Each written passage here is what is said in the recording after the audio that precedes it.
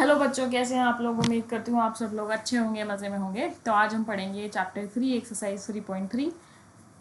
इस एक्सरसाइज में आप सब्स्टिट्यूशन मेथड के बारे में सीखेंगे। सब्स्टिट्यूशन मेथड से कैसे हम इक्वेशंस को सॉल्व करते हैं।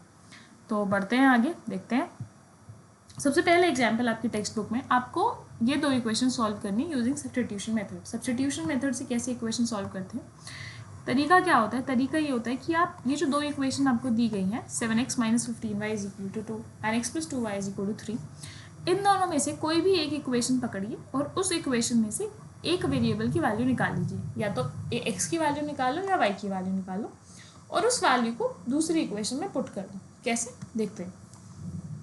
इक्वेशन दी गई है आपको 7x minus 15y is equal to 2 और दूसरी दी गई है x plus 2y is equal to 3। ये फर्स्ट इक्वेशन है, ये सेकेंड इक्वेशन है। तो क्या करना है, किसी भी एक इक्वेशन में से किसी भी एक वेरिएबल की वैल्यू निकाली है। सपोज मैंने यहाँ से x की वैल्यू निकाली, x is equal to 3 minus 2 है। इसको मैं 1 में पुट कर देती हूँ, इसको मैं 1 में पुट कर देती हूँ। पुट x इन 1 में पुट करने का क्या मतलब है, 1 है मेरे पास 7x minus 15y is equal to 2। कहने का मतलब यह है कि जहाँ जहाँ इस 1 में x है, जहाँ जहाँ इस 1 में x है, वहाँ मुझे 3 माइनस 2y रखना है। कैसे, 7 into 3 minus 2y minus 15y is equal to 2।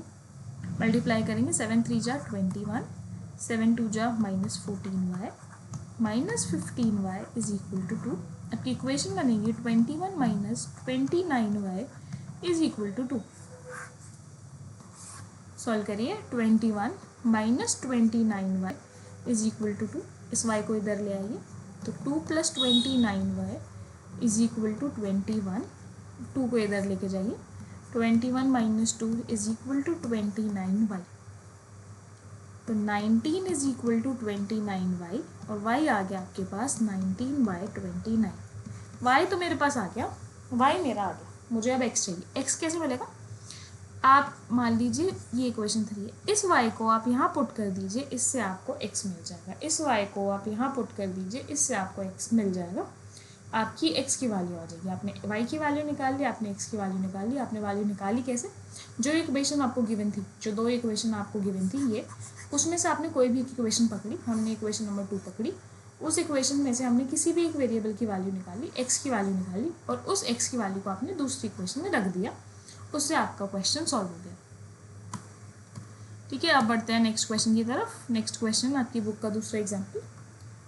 ये क्वेश्चन क्या कहता है, क्वेश्चन कहता है कि the cost of 2 pencils and 3 erasers is 9।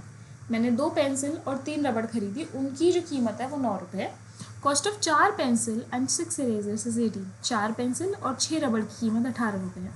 अब बताइए एक पेंसिल और एक रबड़ की कीमत कितनी है। इन सवालों को करते हुए सबसे पहला रूल, जो नहीं पता जो निकालना है उसे मान लीजिए। लेट कॉस्ट ऑफ 1 पेंसिल, एक पेंसिल की कॉस्ट मैंने मान ली x है और कॉस्ट ऑफ 1 मुझे इरेजर नहीं पता, इरेजर की कॉस्ट मैंने मान ली y। ठीक है, आगे बढ़ते हैं। क्वेश्चन क्या कहता है, क्वेश्चन कहता है cost of 2 pencils and 3 erasers is 9। एक पेंसिल की कीमत x है, 2 पेंसिल की कीमत 2x है।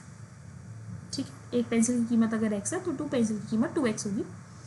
एक इरेजर की जो कॉस्ट है वो y है, 3 इरेजर्स की कॉस्ट होगी 3y।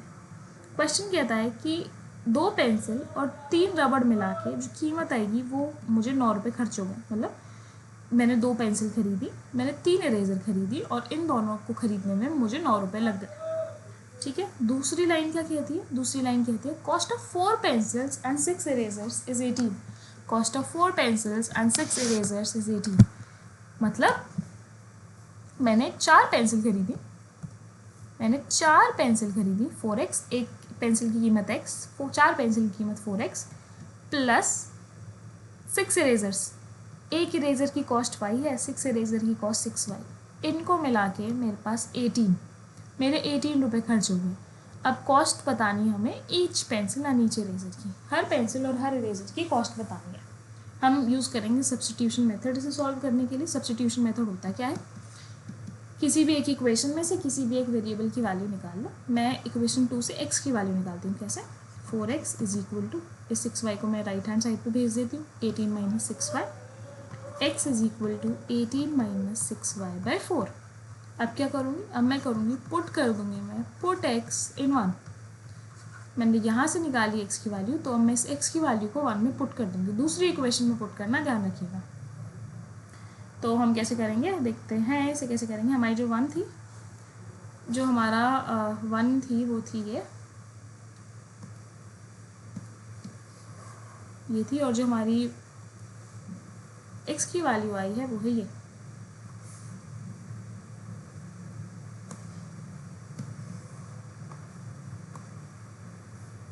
To X plus 3y is equal to 9, 2x plus 3y is equal to 9, 2x plus 3y is equal to 9, ये थी हमारी 1। अब मैं क्या करूँगी, इस 1 में x की वैल्यू पुट कर दूँगी। x की वैल्यू पुट करने का मतलब जहाँ जहाँ x है वहाँ मुझे ये पुट करना है। तो 2 into 18 minus 6y by 4 plus 3y is equal to 9। Solve करेंगे, 2 2 ज़ा 4, ये कैंसिल, ये बन जाएगा 18 minus 6y by 2 plus 3y is equal to 9। और सॉल्व कर सकते हैं इसे, न्यूमरेटर में से 2 कॉमन ले लीजिए, 18 माइनस 6y में से 2 कॉमन आ रहा है, 2 कॉमन ले लीजिए। 2 into 9 minus 3y by 2 plus 3y is equal to 9। 2 से 2 कैंसिल, यहाँ पे आएगा 9 minus 3y plus 3y is equal to 9। Plus 3y से ये minus 3y cancel, 9 is equal to 9। इसका क्या मतलब है, हमारे पास कोई वेरिएबल ही नहीं बचा। हम इक्वेशन सॉल्व करते रहे और हमारे पास कोई वेरिएबल ही नहीं बचा। इसका क्या मतलब है, इसका मतलब ये है कि ये जो इक्वेशन हमें दी हुई थी, ये जो दो इक्वेशन हमने बनाई थी, ये दो इक्वेशंस, इनके इनफाइनाइटली मैनी सॉल्यूशंस हैं। इन दो इक्वेशंस के इनफाइनाइटली मैनी सॉल्यूशंस हैं। कोई भी एक x या एक y की वैल्यू नहीं है, जो कोई भी एक पर्टिकुलर x, कोई भी एक पर्टिकुलर y नहीं है, बहुत सारे सॉल्यूशंस हैं। तो ये जो हमारे पास ऐसी फॉर्म आ गई है कि हमारे पास कोई वेरिएबल ही नहीं बचा यहाँ पे। इसका मतलब है कि this equation has infinitely many solutions. इसके इनफाइनाइटली मैनी सॉल्यूशंस है, ये मतलब है इसका। इसे देख के कंफ्यूज नहीं होना है। कुछ इक्वेशंस में ऐसे आ सकता है, आपको वैसे पता कैसे चलेगा ऐसा आ सकता है, सिंपल सी बात है। आप ये दो इक्वेशंस को ध्यान से देखिए। Let me change the colour of the pen. ये दो इक्वेशंस को आप ध्यान से देखिए। 2x plus 3y minus 9, 2x plus 3y is equal to 9, और दूसरी इक्वेशन है 4x plus 6y is equal to 18। अगर मैं पहली इक्वेशन को 2 से मल्टीप्लाई कर दूँ, देखते हैं क्या होता है। अगर मैं इस इक्वेशन को 2 से मल्टीप्लाई कर दूँ तो मुझे सेकेंड इक्वेशन मिल जाएगी। अगर मैं पहली इक्वेशन को 2 से मल्टीप्लाई कर दूँ तो मुझे सेकेंड इक्वेशन मिल जाएगी। तो अगर आपके पास कभी भी ऐसा सवाल आए जिस पे दोनों, तो बेसिकली ये दोनों इक्वेशन सेम है, किसी भी एक इक्वेशन को मल्टीप्लाई करके दूसरी इक्वेशन अगर आपको मिल रही हो, इसका मतलब उन दोनों इक्वेशंस के इनफाइनाइट सोल्यूशंस हैं। कोई भी एक सोल्यूशन नहीं है, कोई भी एक यूनिक सोल्यूशन नहीं है, इनफाइनाइटली मैनी सोल्यूशंस हैं उसके। ठीक है, बढ़ते हैं अगले सवाल की तरफ। अगला सवाल क्या कहता है,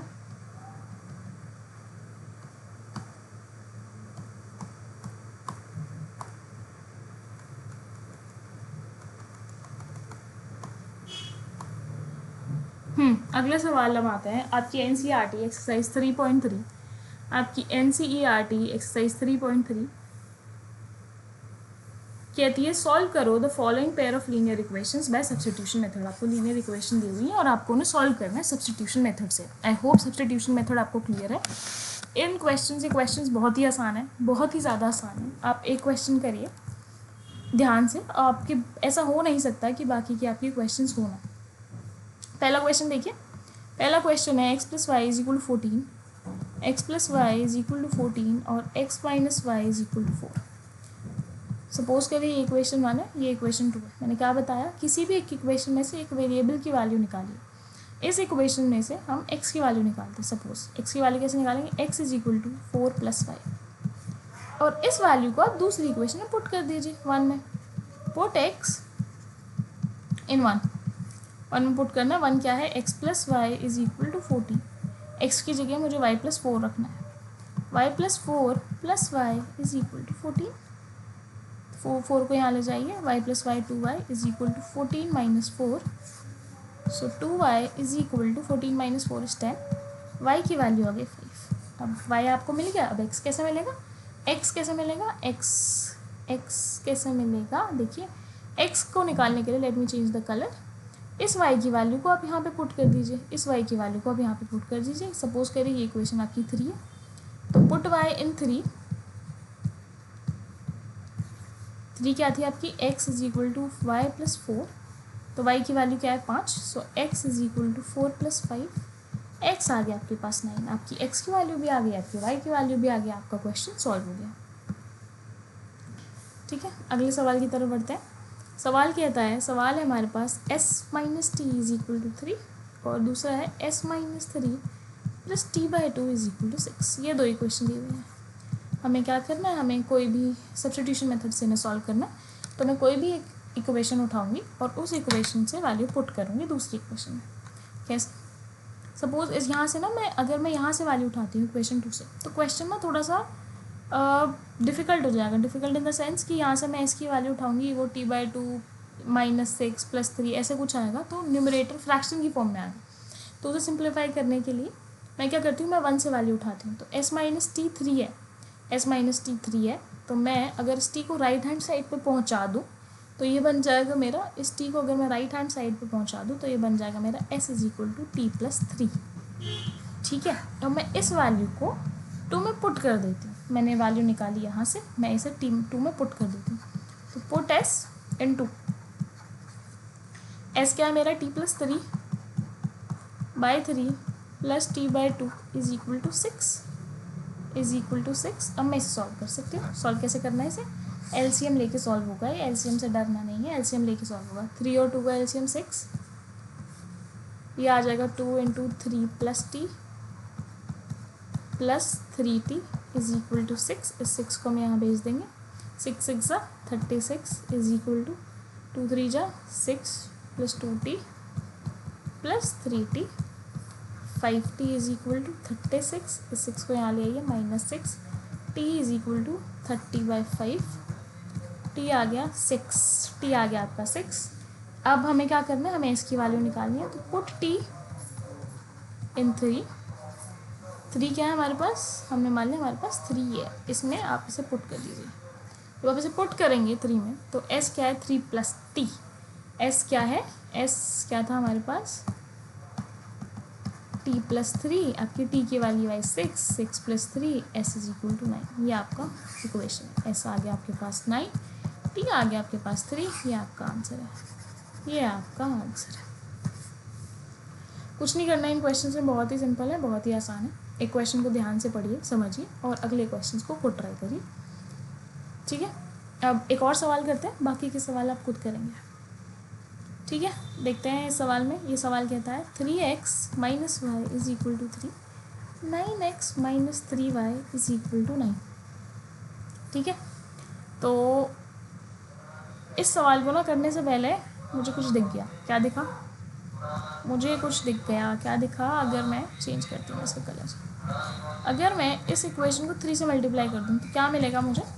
3 into 3x 9x, 3 into Y minus 3y, 3 into 3 is equal to 9। ये मिला। और मेरी दूसरी इक्वेशन भी सेम ही है, मेरी पहली और दूसरी इक्वेशन सेम ही है। इसका मतलब इसका यूनिक सोल्यूशन नहीं होगा। There are infinitely many solutions, there are infinitely many solutions. पर आपको पेपर में ऐसे नहीं करना, ये मैंने आपको बता दिया। जस्ट अगर आपको डाउट हो रहा हो आपके आंसर पर, आपको चेक करना हो, पेपर में आप इसे पूरा सॉल्व करेंगे। जब आप सॉल्व कर रहे होंगे तो आपकी एक इक्वेशन में कोई वेरिएबल ही नहीं बचेगा। देखते हैं कैसे करते हैं। इक्वेशन आपको दी गई है 3x minus Y is equal to 3, 3x minus Y is equal to 3, और दूसरी इक्वेशन आपको दी गई है 9x minus 3y is equal to 9, 9x minus 3y is equal to 9। कैसे करना? ये 2 है। ठीक है, मैं क्या करती हूँ, मैं इक्वेशन 1 में से y की वैल्यू निकालती हूँ। फ्रॉम 1 y की वैल्यू क्या आएगी? y की वैल्यू क्या आएगी? तो तो y is equal to 3x minus 3, मैंने ये वैल्यू निकाल ली, y is equal to 3x minus 3। अब मैं इस वैल्यू को 2 में पुट कर देती हूँ, पुट y इन 2 में क्या है 9x, जहाँ जहाँ y है वहाँ मुझे 3x माइनस 3 पुट करना है, 3x minus 3 is equal to 9। So 9x minus 3 3 जा माइनस 9x, 3 3 जा plus 9 is equal to 9। 9x से 9 कट गया, 9 इज इक्वल टू 9 आपके पास बच गया, 9 इज इक्वल टू 9। इसका मतलब this means that it has infinitely many solutions. It means it has infinitely many solutions. ठीक है, बाकी के क्वेश्चंस आप खुद सॉल्व करिए। क्वेश्चन नंबर 1 के बाकी के पार्ट्स आपसे सारे पार्ट्स हो जाने चाहिए, मैंने 3 पार्ट्स करा दिए, 2 एग्जाम्पल्स करा दिए।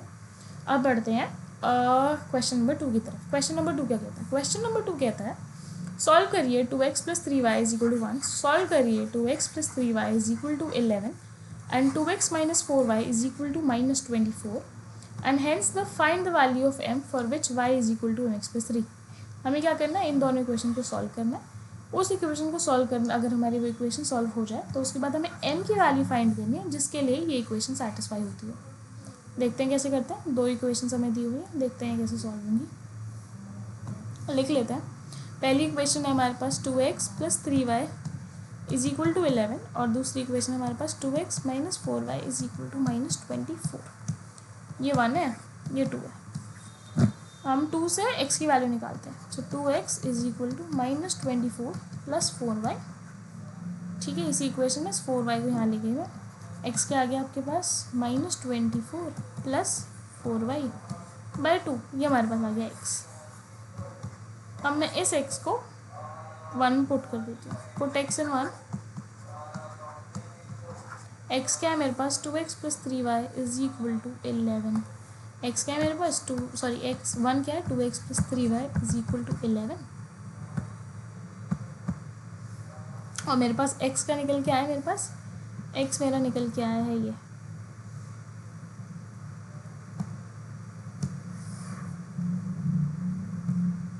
2x plus 3y is equal to 11। 2x plus 3y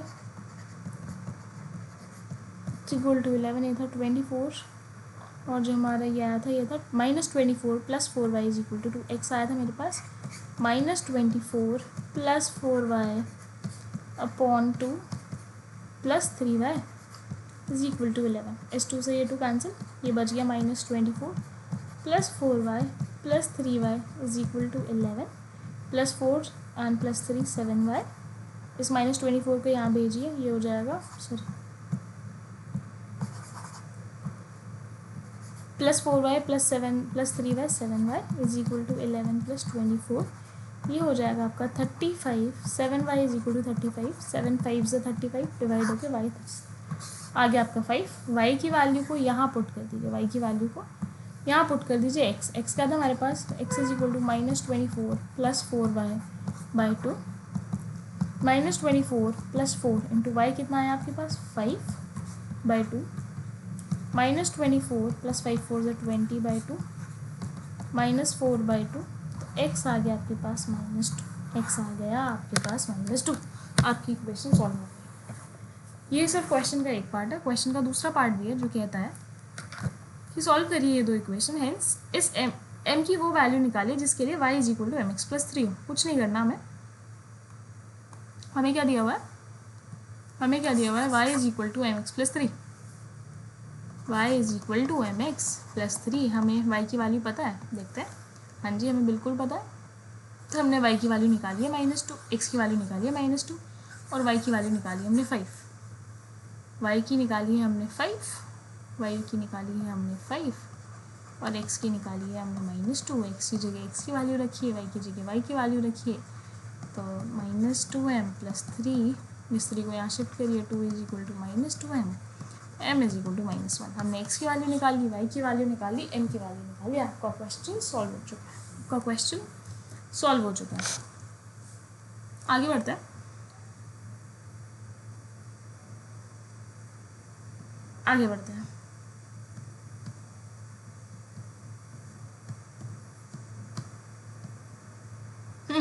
अगला क्वेश्चन है question 3. Form the pair of linear equation for which the following problems and find the solution bye substitution method. हमें क्या करना है, हमें इक्वेशंस बनानी है इस क्वेश्चन में और उन्हें सॉल्व करना है. इक्वेशंस बनानी है और उन्हें सॉल्व करना है बाय सब्स्टिट्यूशन मेथड. देखते हैं कैसे करते हैं. बहुत ही आसान है, हमें सब आता है, हमें सब पढ़ लिया है. इक्वेशंस बनानी है, ये काम हमें एक्स्ट्रा करना है जो कि हम कर ही लेंगे, कोई बड़ी बात नहीं है. The difference between two numbers is 26. दो नंबर है, उनके बीच का डिफरेंस है 26 and one number is 3 times the other. Find the. दो नंबर है, उनके बीच का डिफरेंस है 26 और एक नंबर जो है वो दूसरे नंबर के 3 टाइम्स है. उन्हें फाइंड करना है. सबसे पहले मैंने बताया था इन क्वेश्चंस में जो हमें नहीं पता उसे लेट कर दीजिए.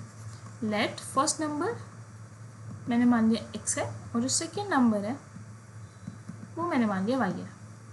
क्वेश्चन क्या कहता है, difference between two numbers is 26. x minus Y is equal to 26. Difference कैसे निकालते हैं दो नंबर का, एक में से दूसरा माइनस कर देते हैं, ऐसे निकालते हैं. तो एक में से मैंने दूसरा माइनस कर दिया, उसका डिफरेंस है 26. And one number is 3 times the other, और जो एक नंबर है वो 3 टाइम्स है दूसरे के. तो x is 3 times the other. x is 3 times the other. ये मैंने दो इक्वेशंस बनाई हैं. सॉल्व करिए. हमें बस इन्हें सॉल्व करना है सब्स्टिट्यूशन मेथड से. सब्स्टिट्यूशन मेथड में मैं जाऊँगी, मैं देखूँगी अरे यहाँ तो x ऑलरेडी y के टर्म्स में है, तो मैं इस x की वैल्यू को यहाँ रख दूँगी. तो पुट x इन 1, तो x की जगह 3y रख दो. तो 3y minus Y is equal to 26. 3y minus y 2y is equal to 26. तो y आ गया मेरे पास 13. y आ गया मेरे पास 13. अब इस y की वैल्यू को, y आ गया मेरे पास 13. इस y की वैल्यू को मैं क्या करूँगी, 2 में रख दूँगी. पुट y इन 2. 2 क्या मेरे पास, 2 है मेरे पास, ये 2 है मेरे पास. ये x is equal to 3y. x is equal to 3y. इस y की वैल्यू को मैं 2 में रख दूँगी. So x is equal to 3y. x is equal to 3 into 13. x is equal to 13 3 से 39. आपकी x की वैल्यू आ गई, आपकी y की वैल्यू आ गई. आपका क्वेश्चन सॉल्व हो गया. आपका क्वेश्चन सॉल्व हो गया. नेक्स्ट क्वेश्चन कहता है the larger of to supplementary angles exceeds the other by 18 degrees. Find them. सबसे पहला सवाल सबसे पहला आंसर जो आपको यहाँ पता होना चाहिए, सप्लीमेंट्री एंगल्स होते क्या हैं. सप्लीमेंट्री एंगल्स वो दो एंगल्स होते हैं जिनका सम करने पे 180 डिग्री आंसर आता है. कोई भी दो एंगल उनको अगर ऐड करने पे 180 डिग्री आता है, इसका मतलब कि वो सप्लीमेंट्री होते हैं. तो इस क्वेश्चन में हमें दो इन्फॉर्मेशन दे दी है. पहला कि वो एंगल क्या है, सप्लीमेंट्री है, और दूसरा कि एक एंगल दूसरे एंगल से 18 डिग्री से बड़ा है. देखते हैं, फाइंड देम. पहला लेट फर्स्ट एंगल मैंने मान लिया x है, सेकेंड एंगल मैंने मान लिया y है. सम दो सप्लीमेंट्री एंगल्स का सम क्या है, 180. सप्लीमेंट्री लिखा नहीं हुआ लेकिन मुझे पता होना चाहिए. अगर लिखा है सप्लीमेंट्री है तो x प्लस वाई 180 होगा, और जो एक है वो दूसरे से 18 डिग्री बड़ा है. तो x is equal to y minus 18. ठीक है, मतलब अगर इन दोनों का डिफरेंस क्या है, या इसे ऐसे लिख दीजिए, नहीं तो इसे ऐसे लिख सकते. x minus Y is equal to 18. ठीक है, इसका मतलब x जो है वो y से 18 बड़ा है, या इन दोनों को अगर मैं माइनस करूँगी तो मुझे 18 डिग्री मिलेगा. इसका मतलब एक एंगल दूसरे एंगल से 18 बड़ा है. ठीक है, कैसे सॉल्व करते हैं इसे सब्स्टिट्यूशन से. इसे मान लिया 1, इसे मान लिया 2.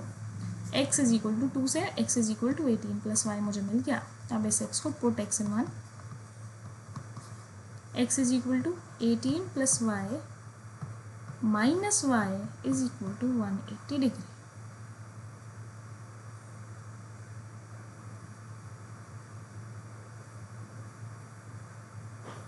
ओके, 18 प्लस वाई प्लस है, 18 plus Y is equal to 180 degree. इसका मतलब 18 plus 2y is equal to 180 degree. इस 18 को यहाँ लेके जाइए. 2y is equal to 180 minus 18. 10 में से 8 गए बचे 2, 7 में से 1 गए बचे 6. 162 8, 6 7 और 1 8. ठीक है, 2y is equal to 162/2. y आ गया आपका 81 डिग्री. अब आप इस पुट y को कर दीजिए इस इक्वेशन में. इसे मान लिया मैंने 3 है इक्वेशन. y को आप let me change the colour, y को आप इस इक्वेशन पुट कर दीजिए, x is equal to 18 plus y, x is equal to 18 plus y, y की आ जाएगी 18 प्लस 81, तो y आ गया आपके पास 99, y आ गया आपके पास 99। आपने x की वैल्यू निकाल ली, x आ गया आपके पास 99, x की वैल्यू निकाल ली, y की वैल्यू निकाल ली, आपका क्वेश्चन सॉल्व हो चुका है। नेक्स्ट क्वेश्चन देखते हैं। नेक्स्ट क्वेश्चन कहता है the coach of a cricket team buy 7 bat and 6 ball for ₹3800। एक क्रिकेट टीम है, उसका जो कोच है वो 7 बैट और 6 बॉल खरीदता है 3800 के। उसके बाद वो क्या करती है, वो 3 बैट और 5 बॉल और खरीदती है 1750 के। अब मुझे एक बॉल और एक बैट की कीमत बतानी है, कैसे देखते हैं। सबसे पहले मैंने क्या कहा था, जो नहीं पता उसे लेट कर दीजिए। Let cost of 1 bat x है, कॉस्ट ऑफ 1 बॉल y है। ये मैंने मान लिया एक बैट की कीमत ही है और एक बॉल की कीमत ही है। क्वेश्चन क्या कहता है, cost of 7 bat and 6 ball, 7 bat and 6 ball. एक बैट की कॉस्ट x है, 7 बैट की कॉस्ट 7x, एक बॉल की कीमत y है, 7 बॉल्स की कीमत 6y। टोटल कॉस्ट मेरे पास पड़ी 3800। Similarly 3 bats, cost of 1 bat is x, cost of 3 bat would be 3x। एक बॉल की कॉस्ट y है, 5 बॉल्स की कॉस्ट 5y होगी। इन दोनों को प्लस कर दीजिए 1750। आपके पास ये दो इक्वेशन आ गई है। आई होप ये दो इक्वेशन आप खुद सॉल्व कर पाएंगे, कुछ भी ऐसा नहीं है सब्स्टिट्यूशन मेथड से। यहाँ से आप x की वैल्यू निकालिए, इस x की वैल्यू को 1 में पुट कर दीजिए। ये क्वेश्चन आपका होमवर्क है, आप इसे करिए। इक्वेशन जो हार्ड पार्ट था वो मैंने करा दिया है, बाकी सब्स्टिट्यूशन से सिर्फ सॉल्व करना है। ऐसा कुछ भी नहीं है जो आप ना कर पाएँ, जो मैंने नहीं बताया हो, आप इसे खुद करेंगे। नेक्स्ट क्वेश्चन कहता है एक टैक्सी ड्राइवर है। A taxi driver charges in a city the taxi charges in a city consists of a fixed charge together with the charge for the distance covered. For the distance of 10 km, the charge paid is rupees 105, and for the journey of 15 km, the charge paid is rupees 155. What are the fixed charges and the charges per kilometer? How much does a person have to pay for traveling a distance of 25 km? ठीक है, तो question क्या कहता है कि taxi charges हैं, कोई एक सिटी है, वहाँ पे टैक्सी चार्जेस कैसे हैं कि एक तो टैक्सी में बैठने का चार्ज है, वो फिक्स चार्ज है। आप टैक्सी में बैठे, आप 1 किलोमीटर जाओ, 2 किलोमीटर जाओ, कहीं मत जाओ, बैठ के उतर जाओ, तो वो फिक्स चार्ज है, वो आपको देना पड़ेगा टैक्सी में बैठने का, वो चार्ज देना पड़ेगा। उसके बाद हर 1 किलोमीटर, फॉर एग्जाम्पल 10 रुपये किलोमीटर है, तो आप 5 रुपये फिक्स चार्ज है, आप टैक्सी में बैठे उसके 5 रुपये, और 10 रुपये हर किलोमीटर के हिसाब से, ऐसा कुछ है। फिक्स चार्ज देना पड़ता है और पर किलोमीटर के हिसाब से आपको पैसे देने पड़ते हैं। ठीक है, क्वेश्चन कहता है कि 10 किलोमीटर के लिए जो जितना किराया होता है वो 105 होता है, और 15 किलोमीटर के लिए जितना किराया होता है वो 155 होता है। ठीक है, तो हमें बताना है कि फिक्स्ड चार्ज क्या है और चार्ज पर किलोमीटर क्या है, कि फिक्स चार्ज कितना है और चार्ज मतलब हर किलोमीटर पे कितना चार्ज लेता है। उसके बाद ये भी बताइए कि अगर एक पर्सन को 25 किलोमीटर अगर जाना है कहीं पे, तो वो कितना पैसे देने पड़ेंगे, देखते हैं। सबसे पहले जो नहीं पता उसे मान लीजिए। क्या क्या नहीं पता है, हमें नहीं पता है हमें नहीं पता है फिक्स्ड प्राइस क्या है, फिक्स्ड चार्ज क्या है। हमने मान लिया फिक्स्ड चार्ज है x, और हमें नहीं पता है कॉस्ट पर किलोमीटर क्या है, कॉस्ट पर किलोमीटर क्या है, हमने मान लिया y। क्वेश्चन क्या कहता है, 10 किलोमीटर जाने के लिए जो चार्ज लगता है वो 105 रुपये लगता है। 10 किलोमीटर गया, सपोज 1 किलोमीटर के लिए y लगता है, 10 किलोमीटर के लिए 10y लगेगा, लेकिन रिक्शे में बैठने के फिक्स चार्ज, चाहे बंदा कहीं जाए चाहे ना जाए, फिक्स चार्ज उसे 100 रुपये देना पड़ेगा। ये टोटल बन के होता है 105। ठीक है, और क्या था, 15 किलोमीटर अगर कोई गया तो 1 किलोमीटर के y रुपये, 15 किलोमीटर के 15y रुपये, फिक्स चार्ज उसे देना ही देना है। अगर कोई गया तो उसे 155 रुपये देने पड़ेंगे, 155 रुपये। ठीक है, अब हमें x और y बताएंगे, देखते हैं कैसे बताएंगे। y सिंपल सब्स्टिट्यूशन मेथड, इससे 2 से y की वैल्यू निकाल लीजिए, 2 से x की वैल्यू निकालेंगे, x की वैल्यू साइन से निकाल जाएगी। x is equal to 155 minus 15y, ये आ गया third. Put x in 1, x को 1 में डाल दीजिए, इस x को 1 में डाल दीजिए, यहाँ पे डाल दीजिए। कैसे डालेंगे, x plus 10y is equal to 105 x कितना है 155 minus 15y plus 10y is equal to 105. So 155 minus 10y plus minus 15y plus 10y minus 5y is equal to 105. Minus 5y is equal to 155 को right hand side में भेज दीजिए. 105 minus 155 50 is equal to minus 50 is equal to minus 55. So y आ गया आपके पास, minus से minus cancel 10. y आ गया आपके पास 10. x कैसे निकालेंगे? इस y को आप यहाँ पे पुट कर 3. Late me change the colour. इस y को अगर आप यहाँ पुट करेंगे तो आपके x आ जाएगा. कैसे देखते हैं, इसे हम पूरा सॉल्व करते हैं. x is equal to 155 minus 15y. y कितना आया था हमारे पास 10. y कितना आया था हमारे पास 10. इसको यहाँ पुट कर दीजिए. x is equal to 155 minus 15 into 10 155 minus 150. x आ गया हमारे पास 5 रुपये. इसका मतलब 5 रुपये तो यूज़. 5 रुपये क्या है? Fix charge. मतलब चाहे कहीं जाए चाहे ना जाए, चाहे 1 किलोमीटर जाए चाहे 5 किलोमीटर जाए, जो टैक्सी में बैठेगा वो 5 रुपये देगा ही देगा. उसके बाद 10 रुपये पर किलोमीटर के हिसाब से वो देगा.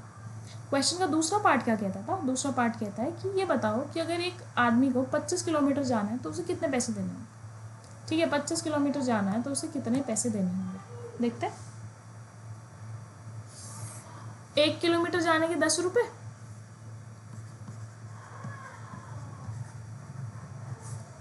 1 किलोमीटर जाने के 10 रुपये. 25 किलोमीटर जाने के कितने पैसे? 25 इंटू 10 प्लस, ये गलत है, ये गलत है. गलत क्यों है? फिक्स चार्ज भी चाहिए. 5 रुपये उसे देने ही देने पड़ेंगे. 5 रुपये ये मान लीजिए टैक्सी में बैठने के, और बाकी उसे 25 रुपये पर किलोमीटर. ये हो जाएगा 5 प्लस 250 255. उसे 255 रुपये देने पड़ेंगे टैक्सी में 25 किलोमीटर जाने के लिए. सो 255 रुपये देने पड़ेंगे. ठीक है. उसके बाद अगला क्वेश्चन. ये क्वेश्चन मैं सिर्फ आपको इक्वेशन बना के दिखा देती हूँ, इसे भी आप खुद सॉल्व करेंगे. क्वेश्चन क्या कहता है? क्वेश्चन क्या कहता है, अगर बाय चांस कोई ऐसा क्वेश्चन हो जहाँ पे आप अटक गए हो, होना नहीं चाहिए, बट अगर आपसे आंसर ना निकल रहा हो किसी क्वेश्चन का तो मुझे कॉमेंट्स में बताइए. मैं जो भी आप कॉमेंट्स में बताएंगे उस क्वेश्चन की एक अलग से वीडियो बना के आपको आंसर बता दूँगी. ठीक है. क्वेश्चन कहता है, if fraction becomes 9/11 if 2 is added to both the numerator and denominator. If 3 is added to both the numerator and denominator it becomes 5/6. Find the fraction. सबसे पहले हमें ये पता है, इस सवाल को करने के लिए हमें ये पता होना चाहिए कि फ्रैक्शन क्या होता है. तो लेट फ्रैक्शन क्या होता है? लेट न्यूमरेटर मैंने मान लिया x है और डिनोमिनेटर मैंने मान लिया y है. तो मेरा फ्रैक्शन क्या होगा? फ्रैक्शन हो गया मेरा x/y. यही होता है मेरा फ्रैक्शन. क्वेश्चन क्या कहता है? फ्रैक्शन 9/11 बन जाता है अगर 2 हम ऐड करते हैं न्यूमरेटर और डिनोमिनेटर में. न्यूमरेटर और डिनोमिनेटर में 2 ऐड कर दीजिए, मतलब x में 2 ऐड कर दीजिए और y में 2 ऐड कर दीजिए, और मुझे मिल गया 9/11. ये पहली स्टेटमेंट. दूसरी स्टेटमेंट क्या कहती है? अगर मैंने 3 ऐड कर दिया, यहाँ मैंने 2 ऐड करा था, अगर मैंने 3 ऐड कर दिया x+3 और y+3, तो मेरा क्या बन जाएगा? 5/6. ये बन जाएगा. ये एक इक्वेशन है, ये 2 इक्वेशन है. इन दोनों को आप सॉल्व कर लीजिए. सॉल्व कैसे करेंगे? सब्स्टिट्यूशन मेथड से. सब्स्टिट्यूशन मेथड से सॉल्व करेंगे और आपका आंसर आ जाएगा. ठीक है. यहाँ पे आपका आंसर आ जाएगा. ये क्वेश्चन है, आप एक बार इसका क्या करिए, इसकी आप इक्वेशन भी खुद बनाइए. एज वाले क्वेश्चंस मैंने करवाए हुए हैं. ये क्वेश्चन आपका हो जाना चाहिए. इक्वेशंस भी और इक्वेशन भी बन जानी चाहिए और क्वेश्चन भी हो जाना चाहिए. अगर बाई चांस नहीं होता है तो मुझे कमेंट्स में बताइए, मैं इसकी एक अलग से वीडियो बनाऊंगी. But this is your homework. Please इसे करिए. वीडियो पसंद आई तो इसे लाइक करिए, शेयर करिए, सब्सक्राइब करिए. आई होप आपकी ये वीडियो मदद करेगी. Thank you all for watching. Please like, share, comment and subscribe. Thank you.